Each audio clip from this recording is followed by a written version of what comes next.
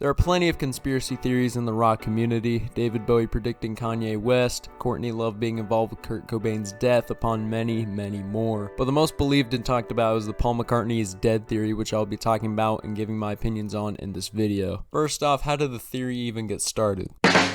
There are plenty of different versions of the story, but the main one I can say goes like this. On September 9th, 1966, Paul McCartney was walking out of a recording session frustrated and drove off in his car. As he was driving, he would lose control some way, crash his car, and he was decapitated. The rest of the Beatles, either to stop public outrage or in fear of lost interest in the band, held a Paul look-alike contest, and the winner was chosen to replace Paul. The winner was a man named Billy Shears, who would undergo plastic surgery. After doing this, the remaining Beatles either felt a lot of guilt or wanted people to know what happened and decided to leave clues to Paul's death in their album covers and songs. Now, there are some potholes in the story, but we can go back to those later. This theory can be traced back to 1966 after Paul's car crashed, but it was somebody else driving the vehicle at the time. The theory was mainly started in 1969 at a college paper where a student wrote the article, "Is Beatle Paul McCartney Dead?" After this, the story spread across campus and soon across America, leading to WKNR, a radio station in Detroit, to play Revolution 9 backwards, where it was said you could hear the phrase, "Turn me on, dead man." Which leads me into what I want to talk about next.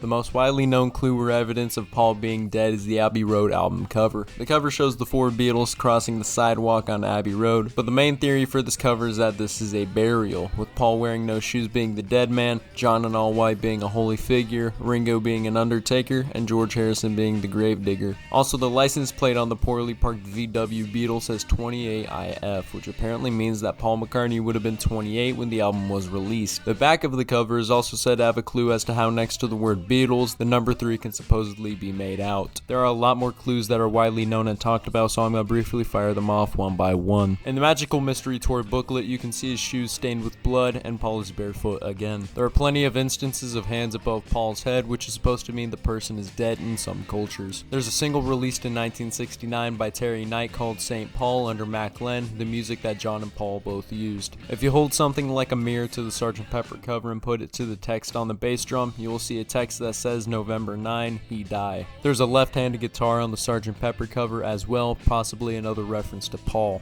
There are 2 clues on the back of the Sgt. Pepper cover, one being Paul turning his back to the camera, signifying he's dead, and George Harrison pointing to the text, Wednesday morning at 5 o'clock, the time Paul died. On the gatefold inside the vinyl, you can see Paul wearing an OPD patch that's supposed to mean officially pronounced dead. At the end of I'm So Tired, John mutters something out. When played backwards, it's believed he says Paul is dead man, miss him, miss him.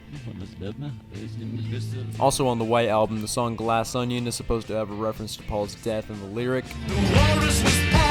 Now this all leads me to the final thing I want to talk about, my opinions on the whole Paul is dead theory. Personally, I think it's a load of crap and not real at all. The man who originally wrote the article in 1969, Tim Harper, is even quoted as saying he made it all up and none of it's real. Also, most of the clues can be easily disproven. Abbey Road cover outtakes show Paul in sandals, meaning he just took them off at some point. The Sgt. Pepper clues are all mainly a coincidence, along with the hands above the head. The left-hand guitar is also a last-minute addition by photographer Peter Blake. Also, the OPD patch is actually an OPP patch. In outtakes of I'm So Tired and the final song, it's heard that John Lennon is trying to say Monsieur, Monsieur, not miss him, miss him. If you want more explanations to these theories, you can watch Vinyl Rewind's video on it. With all that out of the way, let me know what you think about the Paul is dead theory. Do you believe it or not? Let me know in the comments. My name is Aiden, and thank you for watching.